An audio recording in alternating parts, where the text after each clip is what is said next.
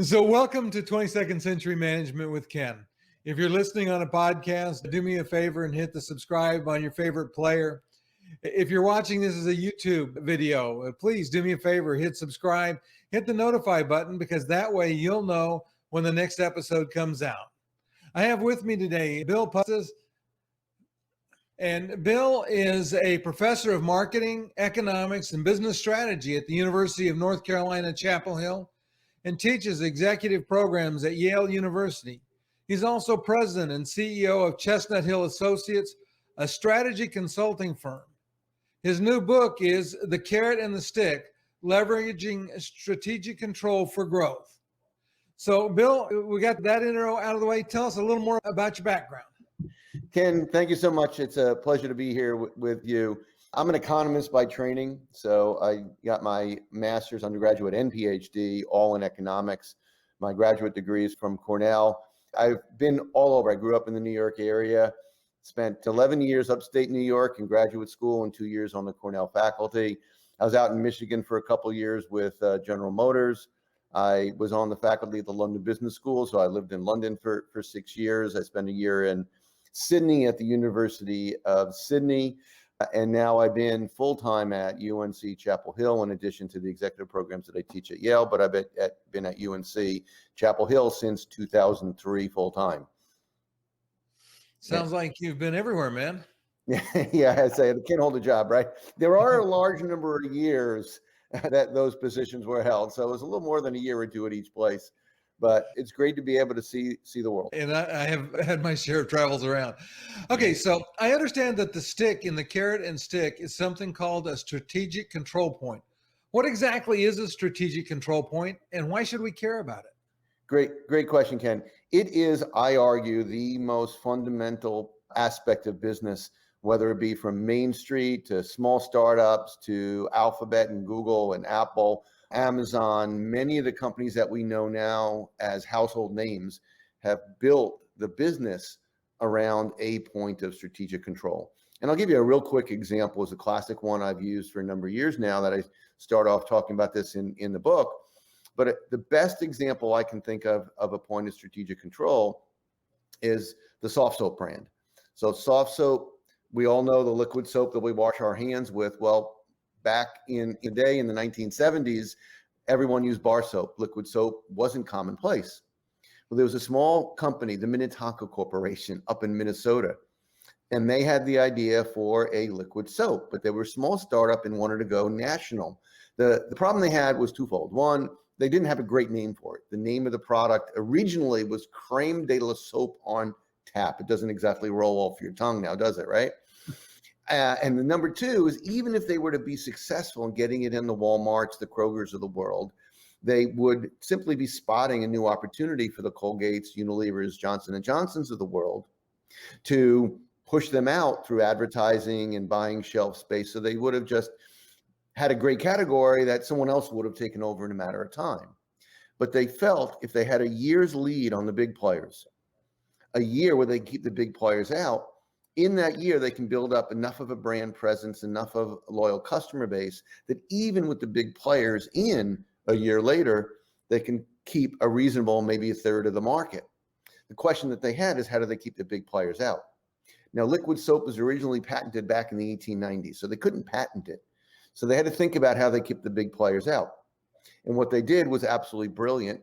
They went up and bought out the world supply of pumps. So they went around every business and tried to buy, and they pretty much, at that point, since pumps weren't as commonplace as today, it wasn't a difficult thing to do.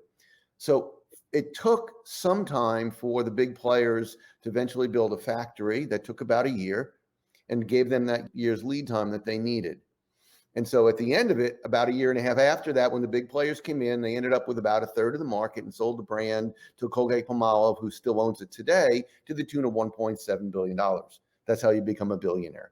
Now, most businesses out there can't reasonably expect to buy up the world supply of anything. You have to be an Amazon, an Alphabet, or sometimes a government to be able to do that. So what we do is we talk about different forms of strategic control on a much smaller level. Data is a classic one. Alphabet has built its business on the use of data as a strategic control point to leverage it to new opportunities. And the reason why we care about it so fundamentally is really twofold.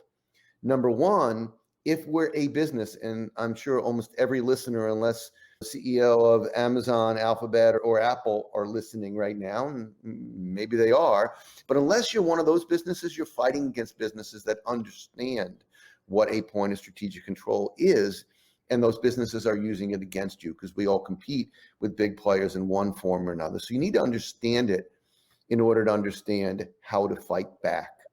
The second part is that this is material to firm performance. And we'll talk a little bit as we start to go into the carrot part of the carrot and the stick. But those companies that do well on strategic control materially outperform, and in the book I give some detailed evidence on this, materially outperform those that don't do well. And as a bit of an aside, and we can talk a little about this more later, is that I had a colleague who's a senior executive at a Fortune 100 company read the book, and he said, "Isn't this a blueprint to monopolize? Shouldn't we be concerned?" And my response is, yes, we should. But each one of your listeners, I'm sure, out there thinking about how I can get my market niche so I can start to build and compete against the big players out there. So we need to understand how markets are built. We need to understand how to build our own markets. Okay. So let me ask a question, kind of follow on to some of what you said. Does this only apply to large companies like the Amazons, Apple, and Google, or does it apply to small businesses and in other sectors like the service industry? Such an important question. And I would argue from two perspectives. So the answer is it applies to small businesses as well as large. So we've applied it literally to yoga studios on the ground, where sometimes it's that local location or the critical mass of people who will join the classes on a local level. So it applies from a small little startup all the way to very large businesses, because strategic control can be local. It can be a location. It can be a group of customers who are influential and have high priority in a local market. And so it will undoubtedly apply to both small and large organizations. And then the other reason why it's so important for small organizations, as I mentioned before, is those small organizations are invariably competing against larger organizations in the marketplace. And then if I start to think about it, imagine a lot of your listeners either be in the local or in the startup phase of a small business. We think about companies, organizations, industries that have been stale and stable for so long. And along comes someone who realizes that actually a network of people can be a point of strategic control. And we talk about this in the book. How do you disintermediate or disrupt large businesses in a market? So Airbnb, Uber, Lyft, many other startup organizations, Dollar Shave Club, just saw an ad for them last night as an example. All these small little startups were, you and me, Ken, just one person who had an idea. And so as we start to think about how you disrupt existing businesses, finding that existing point of strategic control, in Dollar Shave Club, it was their distribution method. With Uber and Lyft, it was an app that people could access and the ability to get a driver network. And so strategic control but it also can be used effectively to fight back against those larger companies that are using it against us. I like the term you used in there, disruption. And it's kind of interesting because I'm working now with another gentleman to help share a method that will disrupt the billing model. I think that fits in exactly with what you're saying about that being the stick. The point of control is the billing model. You change that, you can disrupt an industry. You and I talked before, I'm in the copier business. Yeah. And a few years back, let's say 15 years back, the industry got disrupted and a new billing model came in place. We're back in that same cycle again, where the current billing model is getting ready to be disrupted. Well, and Ken, the thing that why that's so interesting is you start to think about services, right? The original second end of the question. And I'll give you a real quick, hopefully an interesting story for your listeners. And absolutely true story, almost verbatim. There were three of us over 3 days that did a presentation at the Yale Latin American Summit in Miami a couple of years back. And I often talk about Google, Alphabet, because they're a company that has used this almost flawlessly over the years. And an executive comes up to me right before lunch. So it's a full day presentation I'm doing with a group of CEOs from Latin America. And right before we break for lunch, he comes up and says, you know, I hate Google. And I said, well, that's rather harsh. Can you tell me why? And he says, because they're extorting money out of me. And those are the exact words. And I said, well, tell me more. Well, he was apparently the CEO of the second largest insurance company in Latin America. And he was saying in my home country, in Peru, in Lima, they know, since they have Android operating system on 85.6% of phones in my home country, and most people use Google Maps or Waze, both owned by Google, they know the location of just about every driver. And they know that driver A, so say you drive 10 miles an hour over the speed limit. They know that about you. With me, they may say he never stops at stop signs or drives too closely to the car in front of him. But they also know that some other driver, driver C, obeys all traffic laws. And they want to sell me that information because I now can do a better job pricing each individual customer, kind of like what we see on the ads with Progressive and those kinds of things, right? But they want to sell me the information. And the extorting part, according to him anyway, he said they're extorting money out of me because if I don't pay up, they threaten to sell that same information to my rival, and now I'm at a disadvantage in the marketplace. So to your point about billing, so often companies give away things. They give away an operating system on a phone, right? They give away Maps, that app, for free. Why? They want the data. So they used to say companies would give away the razor to sell the razor blades. Companies would give away printers to sell the cartridges, right? Mm-hmm. And so now it's almost the modern day version of that. You give away the razor. In this case, you give away the operating system, the whatever, maybe it's a billing system to get access to the data. And once you own the data, if you uniquely can access that data, that avenue for profitability down the road can come from the data. Data, as they say, data is the new gold in many industries. Oh, I think that's true. And I think it's in a lot of industries. So let me ask, now we talked about strategic control being the stick. What's the carrot? There's got to be a carrot with it, right? So part of it in many ways is, and I'm a big believer in incentives and setting up incentive structure. You get what you incent. The stick, the carrot part of the carrot and the stick is all about incentivizing everyone, your people, your employees, your customers, your suppliers to have the same interest as yours. And I'll give you real quick another story. I love telling stories because to me, stories are what stick. People remember the story and then the point. I was, this is going back now 30 years, but I spent early part of my career, I spent a year at Procter & Gamble's world headquarters. And at that point in time, what P&G was doing was setting up a famed inventory control system with Walmart. Walmart was the number one customer at the time. 1/3 in some categories, 1/3 of the nationwide sales of Procter & Gamble back at that time, in some categories, went through one company, Walmart. So, Walmart said, P&G, I want you to jump. They said, how high do I need to jump, right? Yeah. So, but P&G went to them, and I was there and saw it from the inside, which was really interesting. I think it was interesting anyway. They went to Walmart and said, look, we don't want to just be your friend. We want to help you run your business more efficiently. Walmart, they hear the E word, efficient. And now all of a sudden they want to start thinking about how they can listen to what Procter & Gamble is proposing. And it's before we had the common inventory control systems we do now, but what P&G proposed to Procter & Gamble is that we're going to set up and jointly invest in an inventory management system so that you, Walmart, will have a pre-specified stock level at each of your stores. And as it gets really low, we'll show up just in time.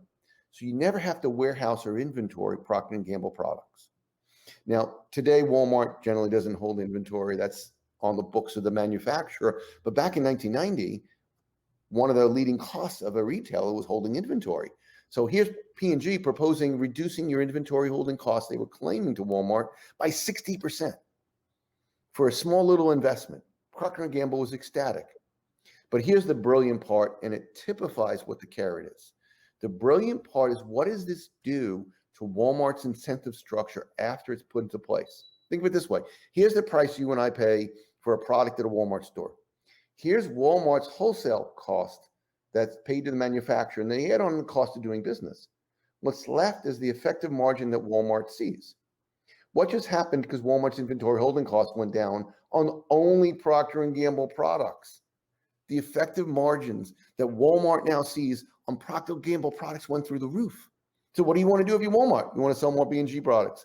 You want to sell more P&G products. You want the Unilever products on the back shelf where no one can see them. I exaggerate a little bit. But P&G have now taken a behemoth like Walmart and aligned Walmart's interest with theirs for a small cost of inventory control system.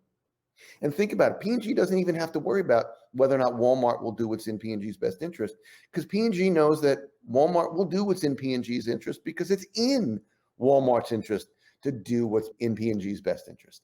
And that's the carrot. They've taken this joint investment and aligned the incentives with their customer so the customer will do what's in their best interest. And in the book, I go into some detail, many other examples like that. And I'll tell you one quick final part of this, Ken, is that I'm doing a presentation in a company, the CEO of a company called Aviol. And this is maybe 3-4 years ago. And the guy who's the CEO of the company at the time, has since moved on, was the head of logistics at Walmart back when this was going on. I told him this story. And he goes, that's why that happened. He didn't know until I told that story why, when he was in that role, he was being told by Bentonville, where Walmart's headquarters are, P&G gets priority on all shipping. Anything goes out, P&G takes priority. If you need Colgate-Palmolive, Unilever product behind, put P&G goes out first. And he didn't know why until I told that story, why P&G was such a focal point for Walmart in the early 1990s. Many other examples I talk about in the book, but to me, that really typifies what the carrot is. If you take the two together, that's where the magic happens. It's really interesting. I love it from the perspective of businesses interacting, but I think that this principle is so important inside a business too. I see so many cases where companies have compensation plans that are not aligned with what their real objective is, and that is so counterproductive. Oh, so true. So true. It's funny. And we go through in the book, Ken, what I call a value chain exercise, and you can do it internal to the organization. So I spent 1 year, 26 trips to a town called Haarlem, not in New York, but outside of Amsterdam in the Netherlands. We worked with the bank, ABN AMRO. And what we found is there was one group inside the company that put any large profitable projects that would improve the last year, they basically nixed it because they felt there was a possibility would come back on them because they weren't incented right. Exactly to your point, if internal, they're not, you get what you incent. And so this can apply internal to the organization, really important insight, Ken, as well as outside. Yeah. Okay, so are there companies that do better than others at both the carrot and the stick? Yeah, I love that. So another great question. What we did was we looked at, and the data that we had was in the United States, inside the S&P 500. And now these are large companies, and I'll give a couple anecdotes of companies that are much smaller, but we actually went out and asked subject matter experts who knew their industries for each of these companies in their primary lines of business. How well do they do on a scale of 1 to 10, 1 being really bad, 10 being really good, in finding a point of strategic control and in aligning incentives. And so in the bottom right of this diagram of high on both of those, we found companies like Amazon was flawless at this, Apple, Alphabet, i.e. Google. So there are certain companies that do this very well. Those are a couple kind of classic examples. And many of the companies that we cite in the book of that do this really well are large companies. But, and that's the key, is they built their companies with a vision of what is our point of strategic control to start? How do we align incentives? And that's much of the reason why they've been able to dominate their industries. There are many sort of Main Street businesses that have location, and they've been there forever. So I look at, on a smaller scale, there are two things that can build a point of strategic control first and align incentives second on a local basis. And those are companies that are able to do it. And there are just, we all know them in our local markets, companies that have a location that everyone wants to be at, and then has that loyal following that they've developed. So the scale on a local level can be kind of the global presence of some of the larger companies I just noted. Okay. And so do you have any evidence that this really matters? Yeah, so to build on this example, and there's a perfect lead in, thanks, from that last example, in the S&P 500, when we did this analysis, I work with companies on the consulting side through the consulting firm, but I also am a university professor and do the academic research. So we did an academic study. We got the data on every company in the S&P 500 and looked at their earnings, their share price appreciation in the market. We looked at the return on net assets and a bunch of different financial metrics. And we ran, many of your listeners don't want to hear the details on the multiple regression simultaneous equation systems that we estimated. So we did reasonably advanced statistics to make sure that we understood the isolated relationship between companies that do well on these points and how that impacts their financial performance. So we found out, for example, that 34% of the share price variance is explained by these two variables, strategic control and vertically aligned incentives. In English, what that means is we could explain 1/3 of the success of companies in the stock market by just these two things. And that's phenomenal. Now, again, I want to caution to be judicious about what the implications are for your listeners. These are large US companies. And so we combine that with the anecdotal evidence of companies that were struggling. Rand McNally talked about in great detail. Rand McNally was a company, or is a company, but they were on the verge of bankruptcy. They were bought out by a private equity company, Patriarch Partners. And the CEO came in and had to turn it around. And so he used the principle of the carrot and the stick to turn the company around by finding a really good niche that he could enter and dominate in and using areas of strategic control and vertical alignment. So the evidence from the statistical analysis is really clear. Oh, by the way, so there's one other point along those which your readers, your listeners may appreciate. So we took two groups. One that didn't do well, according to the experts. It wasn't my judgment. It was outside independent subject matter experts that rated these. We took those companies that did well on both and compared them to companies that had done poorly on both, strategic control and vertical alignment. Those companies that had done well on both had a 70% share price appreciation on average, over an 8-year period, more than doubling their earnings. Those companies that did poorly on both actually had earnings decline on average over this period. It matters. It matters to financial performance. Okay, so now I'm kind of curious about this. I understand you started 4 businesses during the past year, right in the middle of a pandemic. Can you tell me a little more about what your other ventures are? I appreciate your asking that. Yeah. There may be a version of insanity in that somehow, right? So where everyone else was saying that they're bored or, what do they do? I was working 20-hour days, 7 days a week during the whole pandemic. So probably the most interesting to your listeners is, along with 4 other co-founders, we started a company called Bridge, B-R-I-J. It is Gaelic for bridge, B-R-I-D-G-E. And so the website is bridgecommunity.com. And what we set out a year ago is we recognized the pandemic was going to really hurt small businesses. And our hearts went out, all those, through no fault of their own, people who built their lives. And then the pandemic comes, right? So we set out a site that is unlike the others out there. If you go through GoFundMe, to help you get through the pandemic, they get you money and then they walk away. I call them one and done, like the college athletes in the NCAA basketball. We set out a business model that connects businesses to the local community so that when the pandemic, as it's starting to slow now, we're starting to see the light at the end of the tunnel, they actually have a vehicle to continue to connect to those most valuable customers and enable them to thrive after any crisis. So the short version of the long story with that business is we set out to help small businesses in particular by creating a model that would enable them to do well after the pandemic, not just during the pandemic. So that was number one. Number two, I have a business partner, Phil Burns. He's an expert on deep-seated customer insight. And my expert, as we just talked about, is understanding the industry, what I call the industry value chain, and what are the points of leverage strategically you can use. So Phil and I started a company called the Platform for Strategic Growth. And it's the same thing as the platform for strategicgrowth.com.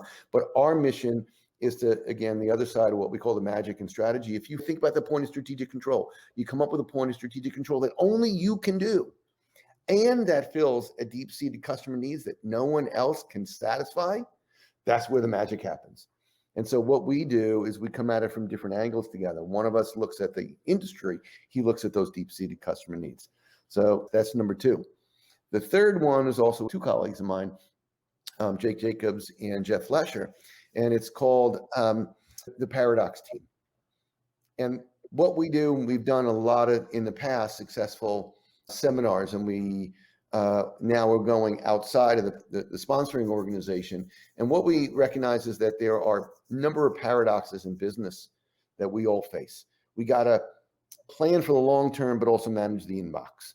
We got to get the most out of our people, but we have to train them to be more productive in the future. There's all of these kind of paradoxes, and we use submarines as an example, or a metaphor, if you will. So submarines are the only ship that was designed to sink, right? So it's a bit of a paradox on the water. And so we use these in a workshop form to help businesses learn how to transform what they do in new and innovative ways by recognizing those paradoxes and how to resolve them. And then the last business is one that I started on my own. And I tell stories. I like telling stories. To me, as I mentioned before, they stick. And it is on my main website at Chestnut Hill Associates. And it is a series of 9 courses that you can, if you want to learn how to implement this step by step by step, and you want to watch videos and stories and get some questions on it, it is a site where you can learn more about any of these topics. And that's kind of what I do with the companies. Ken, we talked briefly before, but I believe really strongly, I say this, and I don't want to offend any consultants out there because consultants do wonderful things. But the old definition of a consultant is someone who steals your watch and wants to sell it back to you over and over and over again. And as I told you on our earlier conversation, that I believe really strongly that my goal in working with organizations is that they don't need me anymore, because I want to teach them what I do. So many companies want this black box where it's some secret.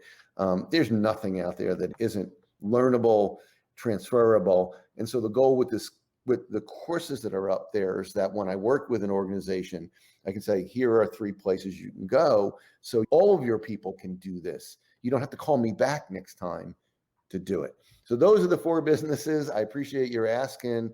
It's Bridge, which is all about helping small businesses; Platform for Strategic Growth, which is all about connecting consumer needs with what I do in the value chain; the Paradox, which is about paradoxes in businesses; and finally, the courses, which help teach people online. Yes, that's a year. That's a busy year. Yeah.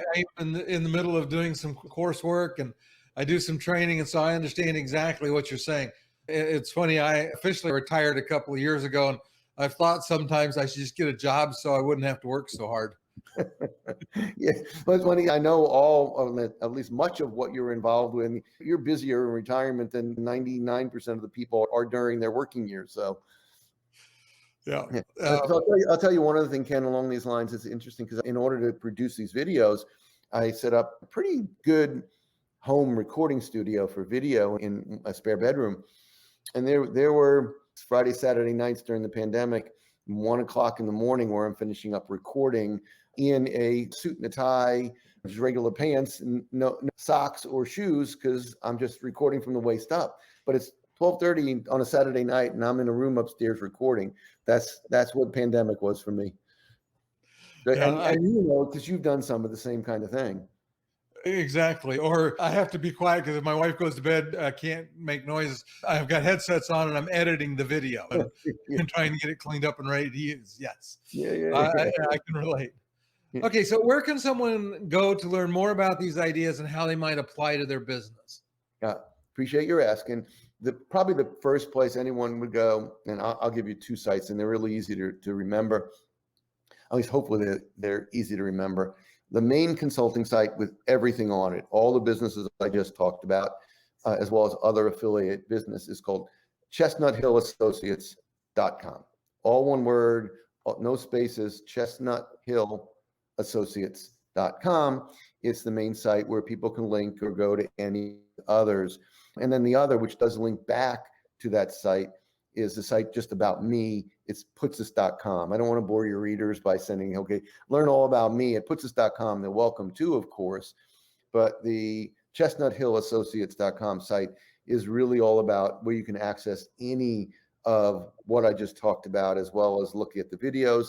One thing that may be useful for your listeners, Ken, if any of them go to chestnuthillassociates.com and there's a tab for education, there's a course that we have for free.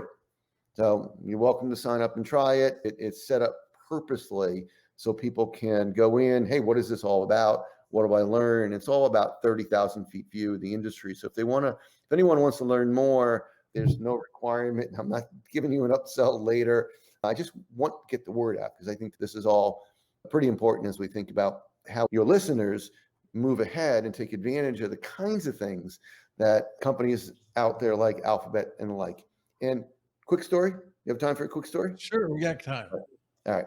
So this is what, and by the way, I hope it shows. I get so excited about this because I believe it. I've seen it work. I've worked so many companies, small and large, that I know it works putting to practice, and I get really excited about it. And so sometimes it's hard to shut me up.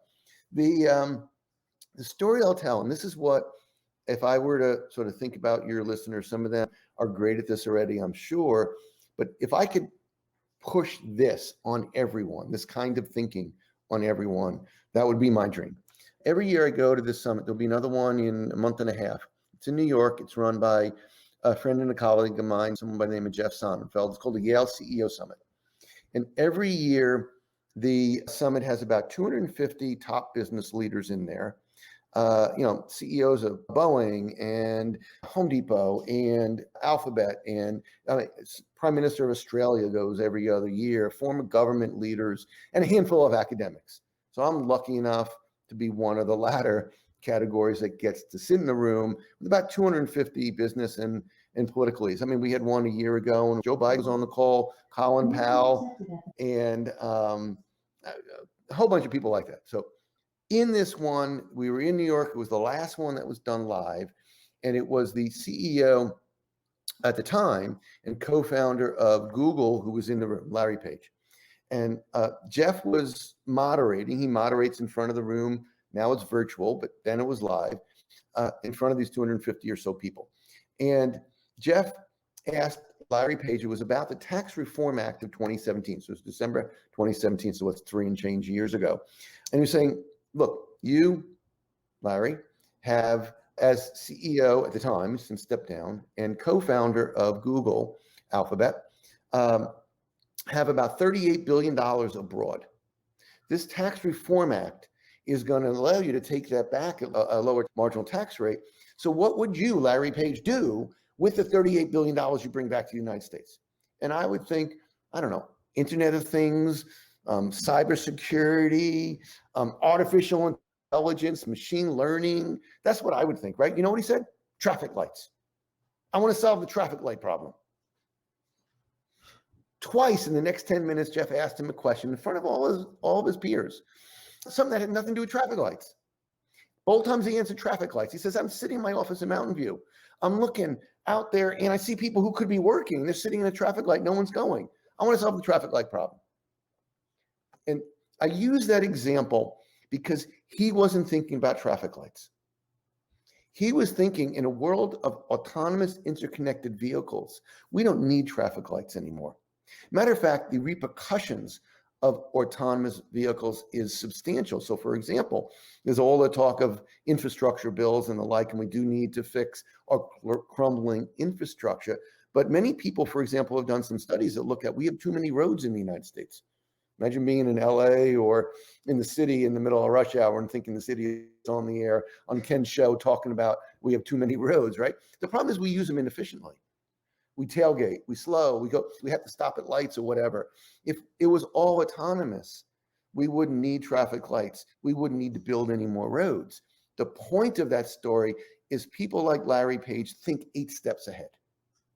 If they're talking about traffic lights, it's probably 8 things down the road that they're really talking about. And so the purpose of both the book, in many ways, the message I would push out to your listeners is don't think about what's immediately in front of you. think about all the repercussions that would happen as a result. If we have autonomous vehicles, and they're still ways away, Bill Gates once said famously, we tend to overestimate the impact of technology in 2 years, but underestimate its impact in 10. And so what we're really talking about is in the 2 to 10 year time period, that if we have autonomous vehicles, the accidents will go down. If you're a tow truck operator, maybe you won't have a business in 2 to 10 years. And so the pandemic has accelerated so many of these trends. We're going to see other trends accelerate as technologies converge. And so I would hope that if nothing came out of my going on in this, our conversation, that your listeners start to think, okay, don't think 1 step or 2 steps, think 8 steps. That's really interesting because I did a video and a blog post about doing a pest analysis. Yeah. And most businesses may do a SWOT analysis. Very few do a pest analysis. But in industry and in business, I think businesses need to be looking out at a horizon of 4 or 5 years, trying to figure out how things are going to change. Because in most cases, changing a business is not an overnight process. So you need to be thinking about what are the trends and how is it going to impact me? And how do I start moving in the direction that I think the world's going to go? I use the analogy that too many businesses drive their business like it's a car with the door open looking at the stripe on the line. And that's okay until it's not. Yeah, great analogy. I like that. Again, I agree. So pest analysis is a great way to do it because you start to think about the big environment around you. And I like to say, I would say, think right to left, not left to right. What I mean by that is think about a timeline and where you want to be in 5 years, 7 years, whatever your time horizon is, and then work back from that. What are the things I got to do now to get us there? And pest analysis is one real good way to start to think about those political environments. It always reminds me of there's a business folklore. There's a couple ads about it. And turns out this isn't. Turns out I'm going to steal the thunder of the story. It actually wasn't true. But to your comment about pest analysis, the folklore was that there was a fleet in the Mediterranean Sea, a U.S. fleet, and they were on a collision course with another ship. And so when you're at sea, if the light is holding steady, you're on a collision course. If it's moving, now you're probably not going to collide. Well, this was holding steady. And the captain, the admiral of the fleet, gets on and tells the other ship, divert so we don't collide, get out of our way. And the guy on the other side apparently said, I'm not moving anything.